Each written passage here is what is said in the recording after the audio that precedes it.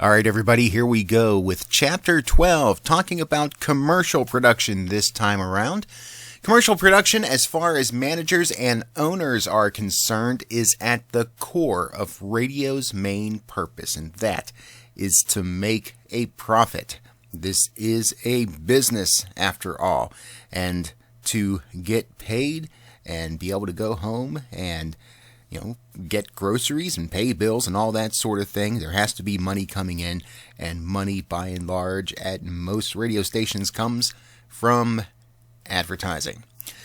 As a producer of radio commercials, you'll have three responsibilities. First off, to produce commercials that stimulate sales for the clients that you are making these commercials for, to produce commercials that please those clients, and then to produce commercials that fit your station's sound. It's still important for us to maintain our overall station sound and make sure that even the commercials complement the overall picture of what we're trying to do on the air.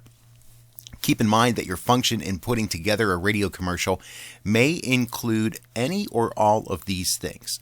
You could be involved in copywriting, putting the concept of the script together, writing out the actual script. You could be involved in narrating the commercial, doing the voiceover. You could be involved in doing the hands-on production work, putting everything where it needs to go within the scope of the audio piece. You could also be involved in convincing the client that your approach is one that is going to be appropriate for him or her, for his or her company, because we are, in fact, dealing with people, and people have different opinions on things, different ways of thinking about how things should go together, what sort of content should be in a commercial, that sort of thing. So you might be at a place where you have to defend some of your wording choices, some of your creative choices.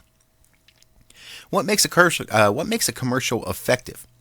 There's no hard and fast rules for determining a commercial's effectiveness. Something could work in one particular situation very well, and it might fall flat somewhere completely different. Certain things that we think of as normative might excel in one place and be horrible in another, and things that are just completely off the wall may or may not work as well. Now, even though there's no firm rules, the authors of the textbook feel that the most important principle of radio advertising is that commercials, like programming, must engage the audience's attention and not be an irritant. So sometimes that means that the effective way to get a message out is not in the mind of the advertising client or in the mind of the salesperson.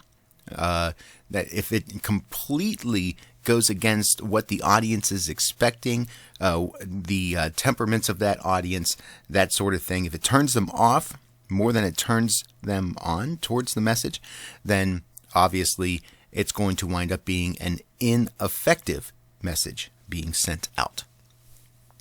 Some elements of effective radio advertising. First off, all the imagination of the listener is brought to bear on the message through the use of music and simple dramatic techniques. Again, we're dealing with theater of the mind here, as the listener is paying attention to what is going on. We're trying to paint this picture in their mind for them. Matter of fact, this quote from Bill Burton really talks about that. All great radio takes place in your mind. The characters and situations you identify with, the tastes, the smells, the emotions, all come to life through the power of your imagination. You, the radio producer, can take advantage of both elements of radio advertising, that being the ability to create mental pictures and the targeting of advertising. You can take advantage of those to create effective commercials. This means that you must think in terms of radio. In other words, kind of put it this way. There are certain things that are not going to work well for radio advertising. Some of the things that come to my mind in particular would be if you have an advertising client that runs a grocery store. And the first thing on the mind of The grocery store owner might be to replicate what they put out in their weekly sales flyers. Here's this week's specials. Pound of bacon, $2.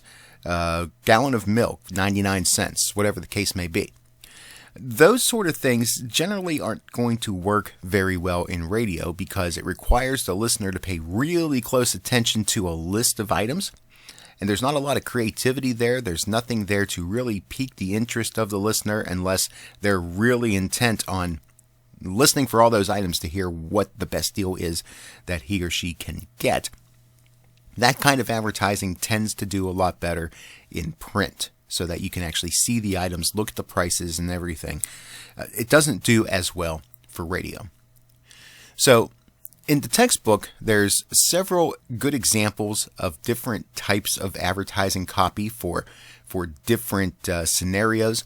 You can take a look at those and try to determine if the way that the advertising copy is written really is effective at getting out the message of convincing listeners to try to go out and patronize these various businesses. Practical approaches to radio commercials, emotional triggers used in advertising. Too often we tend to think of our audience as a group of listeners, but actually our audience is made up of individuals. We've talked about this idea before. Instead of getting on mic and making it as if you are speaking to the masses, it's a much more intimate medium, and it works better if you try to imagine that you are speaking to simply one person. Commercials should always address an individual and get him or her involved in the message. When you're talking with somebody in casual conversation or in such a way that maybe you're debating different things, there's a very different approach that you take when you're talking with one individual as opposed to a group of people or a auditorium full of people. And when you're talking to just one person, you can get personal. You can get specific. And if you're able to do that and translate that into how you write advertising copy and how you speak those words on that page, it's going to become much more effective than just acting as if you have a bullhorn and standing on the corner of the street yelling at anyone that hopefully by chance might listen to you in that scenario. Appealing to a listener through advertising. Some different appeals that you may want to try for. Not all of these are going to work in every scenario. Pick a couple that perhaps would be effective in terms of how you're delivering a particular message. First off, there's the appeal to personal fulfillment.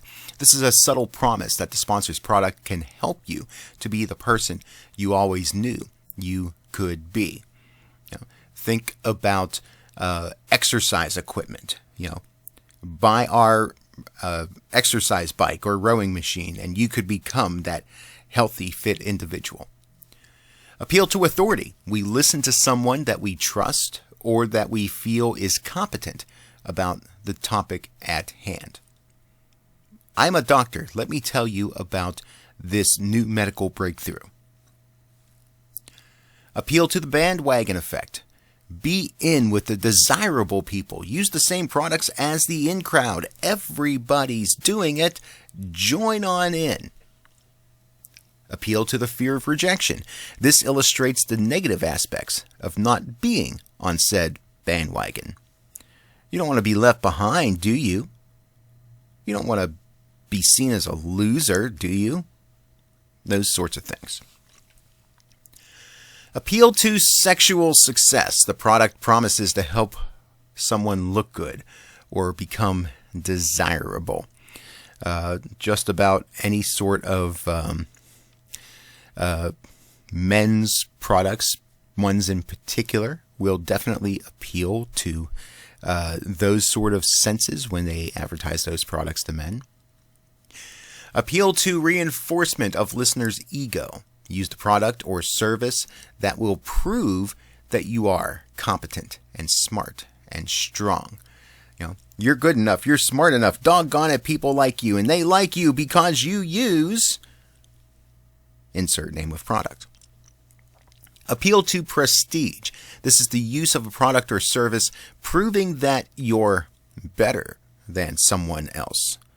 That kind of gives that sense of elitism, that sense of having the very best or the very top of quality, or the things that might come at a premium that other people are not going to have access to first, or perhaps are a little pricey and a lot of other people can't afford them. Any of those sort of things fit into this category. Appeal to value and quality. This convinces the listener that the product or service is worth its price. Talking about the way that it's constructed, talking about how long the product is going to last, inclusions of insanely long warranties in the description of the arguments as to why you should buy a product or something like that. Those sort of things are also going to be strong influences. Some other emotional triggers: you can appeal to nostalgia, getting people to think about the good old days, and use of a product or service might help you to reminisce about that.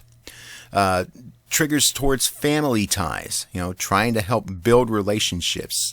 This is very close to nostalgia as well, having those positive memories, positive surroundings. The trigger of guilt.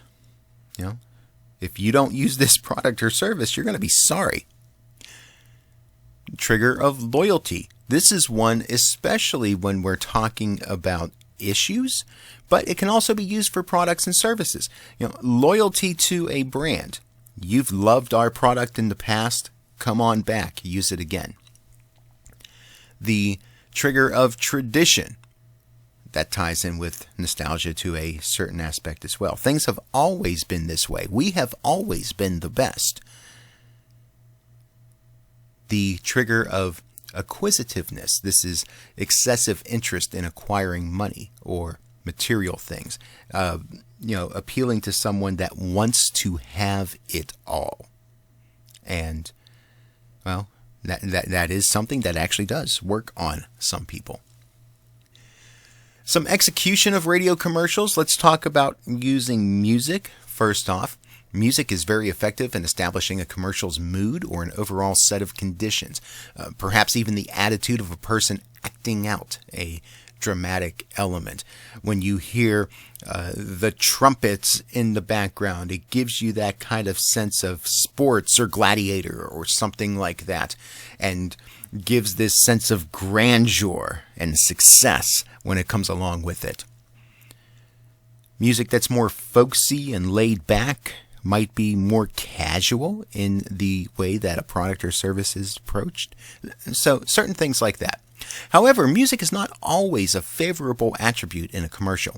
Currently popular song could detract from the message because listeners tune into the song and ignore the thrust of the commercial. We've talked about this in past chapters. On one hand, music can help set a mood or an attitude, or set the picture of a certain scene in mind. But there's also the threat that if you use a song that is way too catchy, or something that is popular and people know it in other contexts, they're going to pay attention more to the song and not to the commercial itself, and not to the product or service, which means the commercial has failed at its job to inform and persuade. Some sources for music. Well, there's general commercial music libraries. Those we've talked about in the past as well. You could also use a jingle from a national advertiser's ad agency. And one of the times where that may be the best option for you, might even be the required option, if you're doing something involving a small company that is working in cooperation with a larger corporation. We call that co-op advertising. And that basically means that, one of the best examples of this is the automotive industry.